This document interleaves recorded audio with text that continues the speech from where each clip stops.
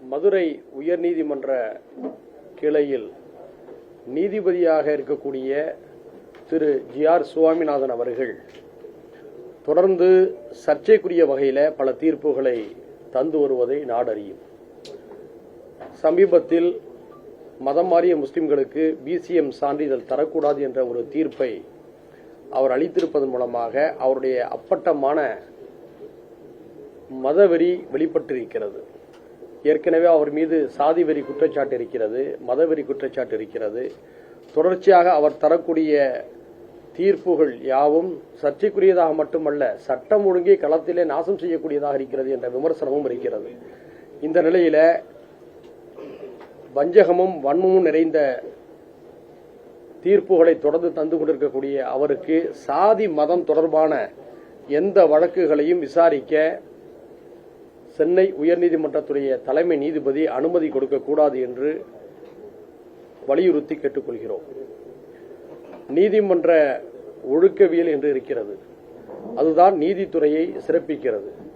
அதற்கு நேர்முரணாக தொடர்ந்து செயல்படக்கூடியவராக மதுரை உயர்நீதிமன்ற கிளையில் இருக்கக்கூடிய நீதிபதி ஜி.ஆர். சுவாமிநாதன் செயல்பட்டு வருகிறார். அவருக்கு எதிராக நாடாளுமன்றத்திலேயே பதவி நீக்க தீர்மானத்தை எதிர்க்கட்சியில் கொடுத்திருக்கிறார்கள், அதுவும் நிலுவையில் இருக்கிறது. எனவே அப்படிப்பட்ட ஒருவரிடம் இனி சாதி மதம் தொடர்பான எந்த வழக்குகளையும் விசாரிக்க கூடாது என்பதை மாண்புமிகு சென்னை உயர்நீதிமன்றத்துடைய தலைமை நீதிபதி முடிவெடுக்க வேண்டும் என்று அழுத்தமாக ஜனநாயக சக்திகளுடைய விருப்பமாக நாங்கள் தெரிவித்துக் கொள்கிறோம். வேற ஏதாவது கேள்வி?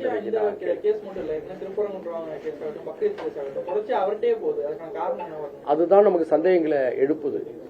நீதிமன்றம் என்பது சட்டம் ஒழுங்கையும் ஜனநாயகத்தையும் நல்லிணக்கத்தையும் காப்பாற்றக்கூடிய ஒரு மையமாக இருக்க வேண்டும் என்பதுதான் மக்களுடைய எதிர்பார்ப்பு.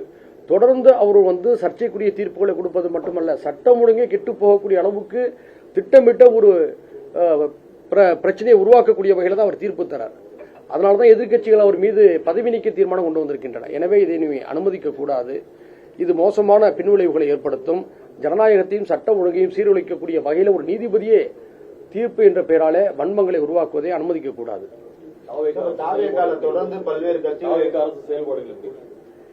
அவங்க பதவிக்கு இன்றோடு 45 நாட்கள் ஆகுதுன்னு நினைக்கிறேன். 45 நாட்கள்லேயே அவங்களுடைய ஆட்சியை முழுமையாக நம்ம மதிப்பீட்டு விட முடியாது, ஒரு அவகாசம் தேவை. ஏற்கனவே நாங்கள் என்ன சொல்லியிருக்கோம்னா, புதிதாக ஆட்சிக்கு வந்திருக்கிறாங்க, புதியவர்களாகவும் ஆட்சிக்கு வந்திருக்கிறாங்க, அவங்களுக்கு ஒரு 6 மாத கால அவகாசம் கொடுக்கணும்னு சொன்னோம். அந்த 6 மாத அவகாசம் என்பது வாக்குறுதிகளை செயல்படுத்துவதற்கான அவகாசம். அவங்க சொன்ன எல்லா திட்டங்களையும் உடனே செயல்படுத்த நம்ம சொல்லிட முடியாது இல்லையா? அதே நேரத்தில் இந்த 45 நாட்களில் சட்டம் ஒழுங்கு விவகாரத்தை நம்ம கூர்ந்து கவனிக்க வேண்டியது இருக்கு. அதற்கு நம்ம அவகாசம் கொடுக்க வேண்டியதில்லை. ஏன்னா ஆட்சியாளர்கள் மாறினாலும் காவல்துறை நிர்வாகம் அப்படிதான் இருக்கிறது, சட்ட முறைகள் அப்படிதான் இருக்கிறது. அதுல எந்த ஒரு மாற்றமும் இல்லை. சட்டம் ஒழுங்கு சீர்கேடு அதிகரிச்சிருக்குன்னு சொல்லி தான் திமுகவுடைய திராவிட மாடல் அரசின் மீது இவங்க கடுமையான குற்றச்சாட்டை வச்சாங்க. அப்போ பல விஷயங்களை சுட்டி காட்டும் போது யாருமே ஏற்றுக்கொள்ளல. நாங்க ஆட்சிக்கு வந்த உடனே எல்லாவற்றையுமே சீர் செய்வோம், சரி செய்வோம்னு சொன்னாங்க. சட்டம் ஒழுங்கு விஷயத்துல மிக சிறப்பான ஒரு தொடக்கத்தை கொடுப்போம்னு சொன்னாங்களா இல்லையா? அவங்களுக்கே தெரியும். அப்படி சொன்னவர்கள் ஆட்சிக்கு 45 நாட்கள்ல பாலியல் தொடர்பான குற்ற வழக்குகள் மட்டுமே 250க்கும் அதிகமானது பதிவு செய்யப்பட்டிருக்கிறது. 250க்கும் அதிகமான வழக்குகள். 93 வயது மூதாட்டியை கற்பழித்திருக்கின்ற பத்திரிகை செய்தி நம்ம பார்த்தோமா இல்லையா? 3 வயது குழந்தை பாலியல் வன்கொடுமைக்கு உள்ளாகி கொலை செய்யப்பட்டிருக்கிறது. ஆனா நாம என்ன சொல்றோம்னா, இவங்க ஆட்சிக்கு வந்ததுனாலதான் இதெல்லாம் நடந்துச்சுன்னு நம்ம சொல்லல. இது ஒரு அநீதி, அட்டூழியம், ஒரு நீண்டகால சமூக சீரழிவுடைய தொடர்ச்சியாக பார்க்கிறோம். ஆனா இப்படிப்பட்ட சம்பவங்கள் முந்தைய ஆட்சியில் செய்யும் போது ஆட்சியாளர்கள் தான் காரணம் என்பது போட்டு குற்றத்தை சுமத்துனாங்க. அப்ப அவர்களை பார்த்து நம்ம இப்ப என்ன சொன்னோம்னா, அன்னைக்கு நம்ம அப்படிலாம் சொல்லாதீங்க, ஒரு சமூக சீரழிவுடைய தொடர்ச்சியாக இவையெல்லாம் நடைபெற்றுக் கொண்டிருக்கிறதுன்னு சொன்னதை யாருமே கேட்கல. இன்னைக்கு 250க்கும் அதிகமான வழக்குகள். 3 வயது குழந்தை பாலியல் வன்கொடுமைக்காலாகி கற்பழிக்கப்பட்டிருக்கிறது. 93 வயது மூதாட்டி கற்பழிப்பு காலாகி இருக்கிறார். இந்த நேரத்தில் நம்ம இன்னொரு வேதனையான ஒரு விஷயத்தை என்ன சுட்டி காட்டுறோம்னா, 130க்கும் அதிகமான கொலைகள் இந்த 45 நாட்கள் நடைபெற்றிருக்கு. அப்போ இதையெல்லாம் சீர் செய்யக்கூடிய வகையில் சட்டம் ஒழுங்கி அவர்கள் ஒழுங்கு செய்ய வேண்டும். நாங்கள் ஆட்சிக்கு வந்த உடனே சிறப்பாக செய்வோம்னு சொன்னாங்க, அதை ஏன் செய்யலைங்கிற ஒரு கேள்வியை வைக்கிறோம். இதை நாங்கள் குற்றச்சாட்டாக கூட வைக்கிறேன். நீங்கள் மதிப்பீடு என்னன்னு கேட்டீங்க. இந்த சம்பவங்கள்லாம் நடந்து கொண்டு வருகிறது என்று நம்ம சொல்லியிருக்கிறோம். இதையெல்லாம் சீர் செய்யுங்க, சரி செய்யுங்க என்பதுதான் நம்முடைய விண்ணப்பம். மதிப்பெண் போடக்கூடிய அளவுக்கு இன்னும் இவங்களுடைய பணிகள் தொடங்கலை. குறைந்தபட்சம் ஒரு 3 மாதமாவது கடக்கணும். அதன் பிறகுதான் நம்ம வந்து தெளிவாக இந்த விஷயத்துல சொல்ல முடியும். அதுவரை வந்து நம்ம கூர்ந்து கவனிச்சுக்கிட்டு இருக்கிறோம். உடனடியான விஷயங்களை வந்து சுட்டி காட்டி சரி செய்யுங்கன்னு சொல்றோம். குறிப்பாக இந்த மின்வெட்டு பிரச்சனைகள் வந்து அதிகமாக கிராமங்கள் நகர்ப்புறங்கள்ல இருக்கு. இதற்கான தீர்வுகளை வெள்ளையறிக்கை மட்டுமே அல்ல. வெள்ளையறிக்கை என்பது அவங்களுடைய நிலைப்பாட்டை என்ன நடந்து கொண்டிருக்கிறது, என்ன குறைகள் இருக்கிறது என்று சொல்வதற்காக அவங்க சொல்ல முயற்சிக்கலாம், அல்லது மக்களிடமிருந்து தற்காலிகமாக தற்காத்துக் கொள்வதற்கான நடவடிக்கையாக கூட இருக்கலாம். 20,000 பணியிடங்களை அதில் நிரப்பணும். பழுதான மின்மாற்றிகளை எல்லாம் வந்து சீர் செய்யணும்.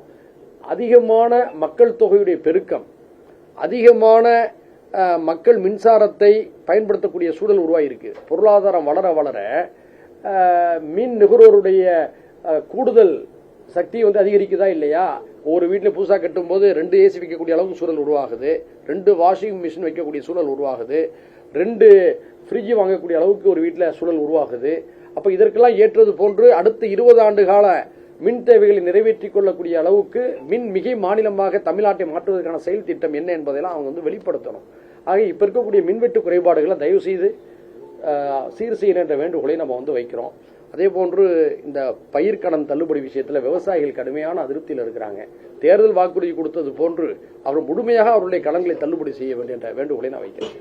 மதிமுக கூட்டணியிலிருந்து வெளியே இருக்க வைகோ ஒரு குற்றச்சாட்டு வச்சிருக்காரு. என்னன்னு? உதயசூரியன் சின்னத்துல அவங்க நிக்கிறது வந்து கட்டாயப்படுத்தினாங்க. நீங்களும் உதயசூரியன் சின்னத்துல நின்றீங்க, உங்களுக்கு கட்டாயப்படுத்தினாங்களா? அதாவது நாங்க தனி சின்னத்துல நிற்போங்கிறது எங்களுடைய விருப்பம் விண்ணப்பமாக இருந்தது. மற்ற பல கட்சிகள்லாம் வந்து உதயசூரியன் சின்னத்துல நிக்கிறதையும் சுட்டி காட்டினாங்க. கூடுதலாக வந்து எங்களுக்கென்று தனிச்சின்னம் கிடைக்கல. தனிச்சின்னம் இருந்திருந்தா நாங்கள் வலியுறுத்தி அதை பெற்றிருந்திருப்போம். தனிச்சின்னம் இல்லாத நிலையில சுயேட்சை சின்னம் தான் கிடைக்கும். அது எப்போ கிடைக்கும்? தேர்தலுக்கு 11 நாட்களுக்கு முன்பாக தான் கிடைக்கும். இப்போ இப்படிப்பட்ட ஒரு சூழல்ல அந்த சின்னத்தை வாங்கி உடனடியாக வெற்றி பெற முடியுமாங்கிற ஒரு சங்கடங்கள் எங்களுக்குள்ள இருந்ததுனால எங்கள் கட்சியுடைய தலைமை நிர்வாக குழு இந்த சூழலை கருத்தில் கொண்டு உதயசூரியன்லேயே நிற்போம் அப்படின்னு சொல்லி நாங்கள் முடிவு பண்ணோம். இதை தாண்டி அவங்க எங்களுக்கு எந்த ஒரு நிர்பந்தத்தையும் அவங்க தரலை.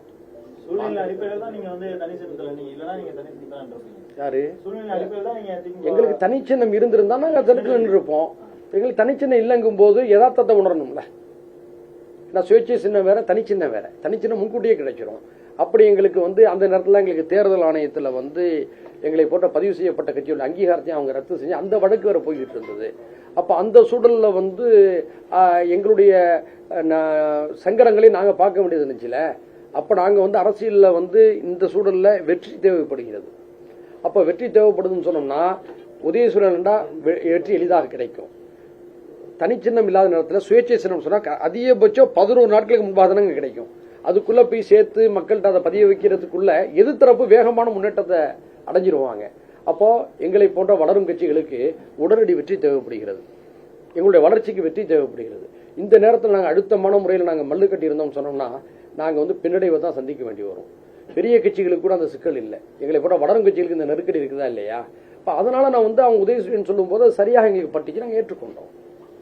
அதை நாங்கள் தவறுன்னு சொல்லலையே. சட்ட ஒழுங்கை பொறுத்த வரைக்கும் கடந்த திமுக ஆட்சியில் வந்து டிஜிபி பல வருட கனவா இருந்துச்சு, போடவே இல்லை. இப்போ வந்த உடனே டிஜிபி போட்டாங்க. அது எப்படி பாக்குறீங்க? உடனே இது வரைக்கும் வந்து குற்றவாளியை கைது பண்ணல அப்படின்ற ஒரு புகார் கூட இது வரைக்கும் இல்லாம இருக்கு. குற்றவாளிகளை கைது பண்ணிருக்காங்க. கடந்த ஆட்சி காலத்துல யார் இருந்த சார் அப்படின்ற வசனம் பொறுத்த வரைக்கும் நிறைய வழக்குகளை குற்றவாளியை கைது செய்யறதுலயே வந்து தொய்வு ஏற்பட்டிருக்கு. அது எப்படி பாக்க? அதாவது டிஜிபி இல்லாத நேரத்தில் அந்த சங்கலை வந்திருக்கலாம். அப்போ டிஜிபியை போட்டிருக்காங்க, நல்ல விஷயம் தானே. நான் அதை கிரிட்டிசைஸ் பண்ணலையே. நல்லது செய்யும் போது நாங்கள் பாராட்ட போறோம், அது இல்லைங்கும் போது விமர்சனம் பண்ண போறோம். உடனே டிஜிபியை போட்டிருக்காங்களா, பாராட்டத்துக்கு ஒரு விஷயம் தானே. நிறைய கட்சி இணைகிறாங்க, நீங்க இணைய வாய்ப்பு இருக்கா? எதுக்கு நாங்க இணைக்கணும்? எங்களுக்குன்னு கொள்கை கோட்பாடுகள் இருக்கிறது, எங்களுக்குன்னு தனித்தன்மை இருக்கு, எங்களுக்குன்னு ஒரு நீண்ட கால பார்வை இருக்கு. அரசியல்ல வந்து சார் வேடந்தாங்கல் பறவைகளா இருக்கக்கூடாது. வேடந்தாங்களுக்கு பறவைகள் எப்போ வரும்? சீசனுக்கு வரும். சீசனுக்கு வந்து சீசன் முடிஞ்ச பிறகு அது கிளம்பி போயிடும். அப்படிப்பட்ட வேடந்தாங்கல் பறவைகளாகவும் நாங்கள் இருக்க விரும்பல, வேடம் தாங்கும் பறவைகளாகவும் நாங்கள் இருக்க விரும்பல. நாங்கள் கொள்கை கோட்பாட்டோட பயணிக்கிறோம். வெற்றி தோல்வியை கடந்து நாங்கள் வந்து அரசியலை பார்க்கிறோம். அரசியலில் வெற்றி மட்டுமே வந்து துணை நிற்கணும்னு நாங்கள் நம்பலை. தோல்விகளும் கூட எங்களுக்கு வந்து நல்ல பாடங்களை கற்றுத்தரணும் தான் நாங்கள் விரும்புகிறோம். எல்லாவற்றையும் தாண்டி நாங்கள் ஏற்கனவே சொல்லிட்டோம்ல, விடுமியங்கள் சார்ந்த அரசியல் முன்னெடுக்கக்கூடியவர்கள் நாங்கள். சரியா? 10 தோல்விகள் மட்டுமல்ல, அதை விட படுதோல்விகளை சந்தித்தால் நாங்கெல்லாம் களத்துல நிற்போம். ஏன்னா எங்களுடைய கேடர்கள் நாங்க அப்படிதான் உருவாக்கி வச்சிருக்கோம். ஆதரவு கொடுத்தவங்க எல்லாமே வேடந்தாங்கல் பறவைன்னு சொல்றீங்களா? யாரு? ஏத்த போல மாறிப்பாங்க. அதாவது சார், கம்யூனிஸ்ட் மதிமுக இல்ல நான் அவங்களெல்லாம் சொல்லல. நான் அவங்கெல்லாம் வந்து ஒரு கூட்டணி என்ற அடிப்படையில் போயிருக்காங்க. சரியா? கூட்டணி என்ற அடிப்படையில் போயிருக்காங்க. இப்ப நீங்க அதிமுக எடுத்துக்கொள்ளுங்களேன்.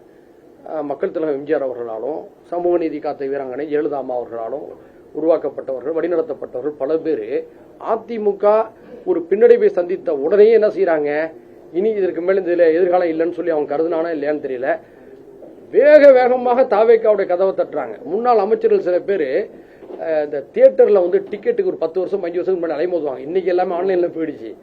அந்த அலைமோதக்கூடிய காட்சியை நம்மளாம் சின்ன வயசுல பார்த்துருக்கோம்.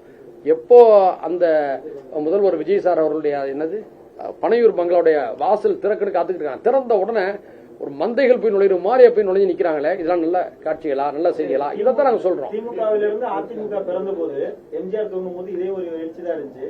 அப்ப எம்ஜிஆரோட கட்சியும் அதே மாதிரி சொல்றீங்க? அதாவதுங்க, எம்ஜிஆருடைய வந்து அரசியலை வந்து நீங்க வேறுபடுத்தி பார்க்கணும். அவர் வந்து பெரியாரோட பழகினாரு, அண்ணாவோடு நீண்ட காலம் பயணித்தாரு. ஒரு நிமிஷம் சொல்றதுக்கு நீங்களே கேள்விட்டே நீங்களே பதில் சொன்னா எதுக்கு? அதாவது நீண்ட காலமாக பணியாறாரு. அதாவது எம்எல்ஏவாக இருந்தாரு, அந்த கட்சியுடைய பொருளாளராக இருந்தாரு, சிறு சேமிப்புத்துறை தலைவராக இருந்தாரு. பல பரிணாமங்களை பெற்று அவர் அரசியலுக்கு வந்தார். அதனால வந்து அவர் பின்னால் ஒரு பெரிய நம்பிக்கை உருவாகி இருந்தது. அண்ணாவே கூட என்ன சொன்னாரு, அவருடைய முகத்தை நீங்க காட்டினா எங்களுக்கு ஓட்டு விடணும்னு சொன்னாரு. அந்த அளவுக்கு அண்ணாவே நம்பக்கூடிய அளவுக்கு அவருடைய கொள்கையும் இருந்தது, மக்கள் செல்வாக்கும் இருந்தது. சரியா?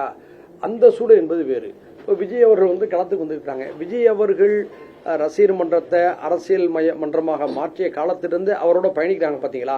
அவங்கள போய் நம்ம வேடந்தாங்கல் பறவை நம்ம சொல்ல முடியாது. ஏன்னா அவங்க கட்சி தொடங்கின காலகட்டத்திலிருந்து அவரோட பயணிக்கிறாங்க. ஆனா அவர் வெற்றி பெற்று ஆட்சிக்கு வந்த உடனே இதுதான் சமயம் அதுல போய் சேர பாக்குறாங்க பாருங்க. அவங்கள தான் நான் வந்து வேடந்தாங்கல் பறவைகள் நான் சொல்றேன். அது இல்ல, ஒரு நிமிஷம் டிவிக்கு கட்சியில போய் சேர்றவங்கள தான் நான் சொல்றேன். அவங்க கூட்டணியில போய் சேர்றவங்கள நான் அது மாதிரி விமர்சனம் வைக்கல சார், தவறா பண்ணிடாதீங்க. அதாவது ஓபிஎஸும் வைத்திலிங்கமும் மீண்டும் நான் அதிமுக சேர வர்றோம்னு சொல்லி அவங்க எல்லாம் விரும்பினாங்க, பல முறை விண்ணப்பிச்சாங்க. அவங்க 2 பேரும் அதிமுகவுடைய வந்து ஒரு மூத்தவர்கள். அதிமுக தலைமை நிராகரிச்சதுனால அவங்க என்ன செய்யறாங்க, எங்களுக்கு தாய் வீடு திமுக, இன்னொரு திராவிட கட்சியில தான் இருப்பங்க அடிப்படையில் அவங்க திமுக போய் சேர்ந்தாங்க. ஆக இந்த ரெண்டையும் நீங்க வேறுபடுத்தி புரிந்து கொள்ளணும்னு நான் சொல்றேன். அதே மாதிரி மீண்டும் நான் தெளிவா சொல்றேன், நான் லைவ்ல கூட போகலாம். திமுக டிவிக்கு அரசியல் பங்கேற்க சென்றிருக்கக்கூடிய அந்த புதிய கட்சிகளை பார்த்து நான் அப்படி சொல்லவே இல்லை. அது அவங்களுடைய கட்சியுடைய வில் விருப்பம், நல்லா புரிஞ்சுக்கிறணும். ஏன்னா தவறான செய்திகள் போயிடக்கூடாதுல்ல சார். இப்போ மாறி ஒரு அரசியல் சூழல்ல திமுக பிஜேபி கூட்டணி அதுல அவங்க நெருக்கி போற மாதிரி தெரியுது. அப்படி ஒரு சூழல் கூட்டணிலாம் வந்ததுன்னா உங்க நிலைப்பாடு இருக்கும் சார்? எழுதி வைத்துக் கொள்ளுங்க சார். இப்படி ஒரு கருத்து திட்டமிட்டு பரப்பப்படுது. அதாவது தமிழ்நாட்டில் ஒரு சில தந்திரமா சில பேர் ஒரு வேலையை செஞ்சுக்கிட்டு இருக்காங்க. இதுக்கு பின்னாடி வந்து டெல்லியுடைய சில அரசியல் சூழ்ச்சியாளர்கள் இருக்கிறாங்க. என்னன்னா திமுகவை தனிமைப்படுத்தணும், அண்ணா திமுகவை பிளவுபடுத்தி பலகீனப்படுத்தி ஒரு இடத்தை அழிவை நோக்கி தள்ளி விடணுங்கிற அடிப்படையில் சிந்திக்கிறாங்க, செயல்படுறாங்க.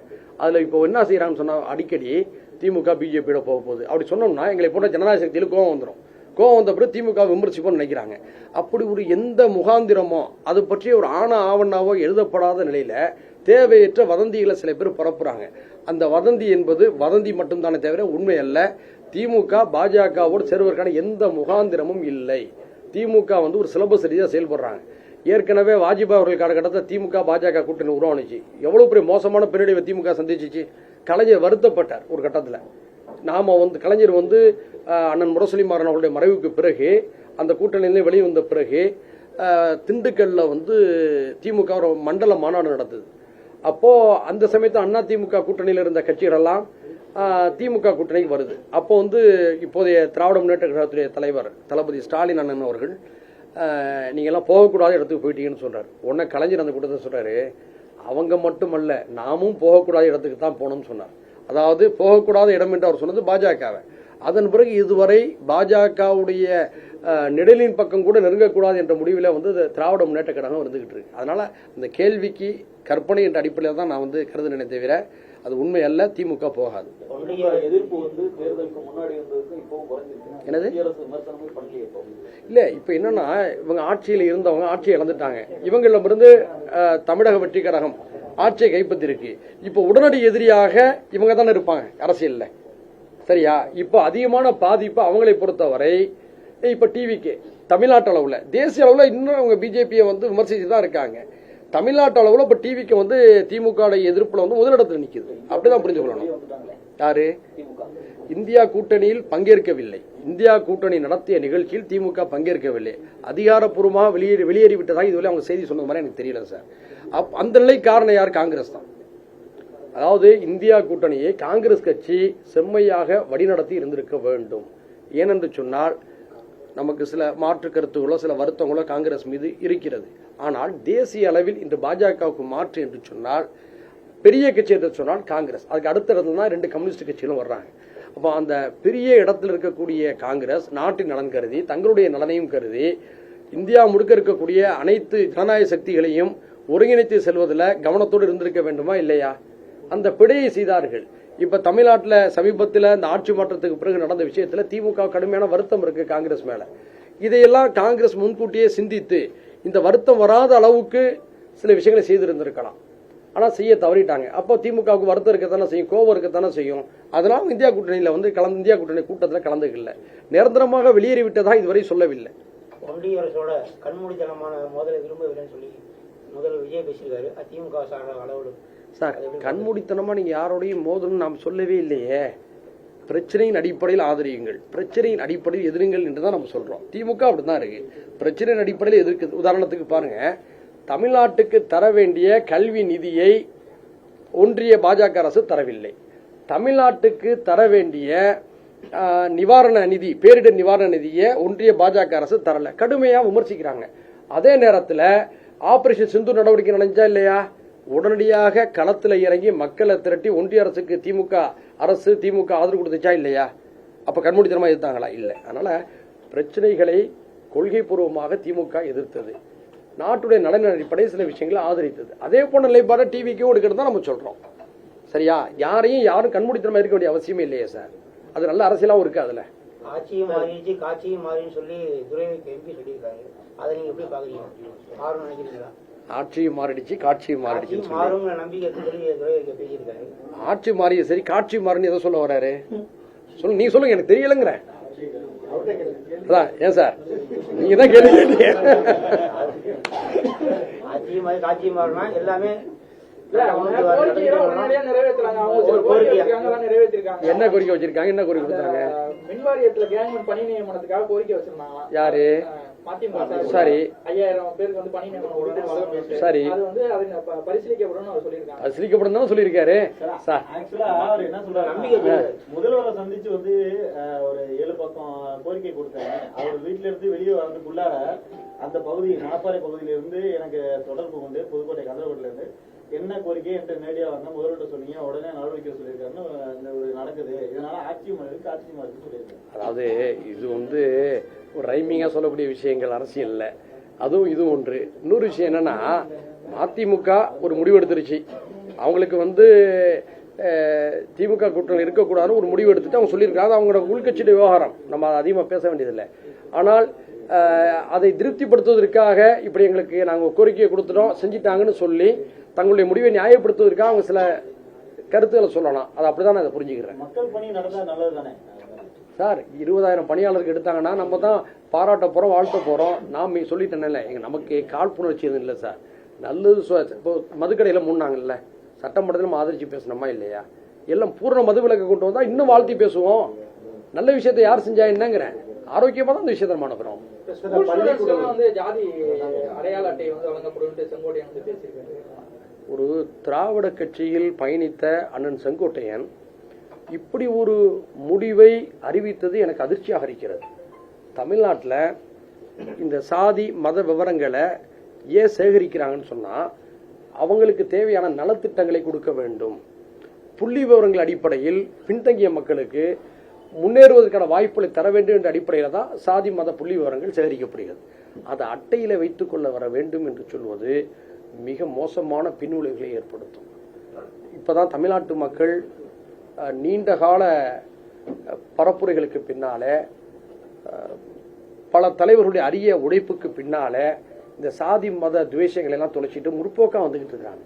முற்போக்காவும் ஜனநாயகத்தன்மையோடு வர்றாங்க. அதனால நம்ம இந்த கட்சியால் நடந்துச்சு, அந்த கட்சியால் நடந்துச்சு, இந்த தலைவரால் நடந்தது, அந்த தலைவரால் நடந்ததுன்னு சொல்லி நம்ம பாகுபடுத்தி பார்க்க வேண்டியதில்லை. எல்லாருடைய உழைப்பும் நல்ல ரிசல்ட்டை கொடுத்துருக்கு.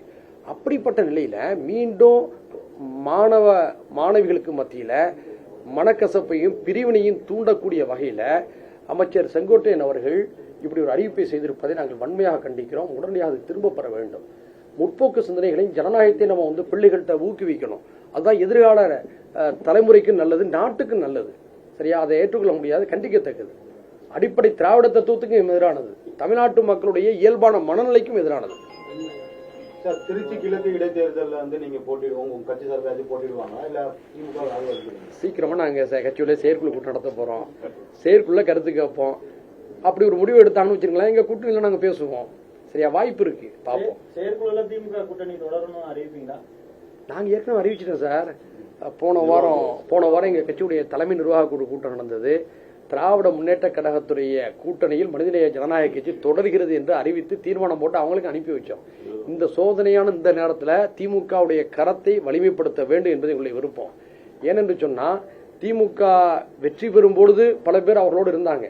அந்த சமயத்தில் நாங்க அந்த கூட்டணிக்கு ஆதரவோடு இருந்தமே தவிர ஆட்சி அதிகாரத்தில் இருந்தபோது அவ்வளவு நெருக்கமாக இல்லை. எல்லாருக்குமே தெரியும், உறவோடு இருந்தோம், நெருக்கமாக இல்லை. ஆனால் இன்று அவர்கள் சோதனையான ஒரு சூழல் இருக்கின்ற பொழுது திமுக தனிமைப்படுத்தப்பட வேண்டும் என்று பலர் டெல்லியில் இருந்து திட்டமிடுகின்ற பொழுது இந்த நேரத்தில் திமுகவை நம்ம கைவிட்டுவிடக்கூடாது என்பதனால் எங்களுடைய கட்சி உறுதியாக இருக்கு. இன்னும் பல ஜனநாயக சக்திகளும் இந்த நிலைப்பாட்டுக்கு வரணும் தான் நாங்கள் விரும்புகிறோம். அது மட்டுமல்ல, இன்று நாங்கள் அதிமுக கூட்டணியில் இல்லை, தமிழ்நாட்டுடைய எதிர்கால நலனை கருத்தில் கொண்டு அதிமுகவும் பலமாக இருக்க வேண்டும் என்று கருதுகின்றோம். தமிழ்நாட்டுடைய அரசியலுக்கு இந்த ரெண்டு கட்சிகளுடைய சமநிலை அவசியம் என்று தான் நாங்கள் இதை பார்க்கிறோம். சரியா?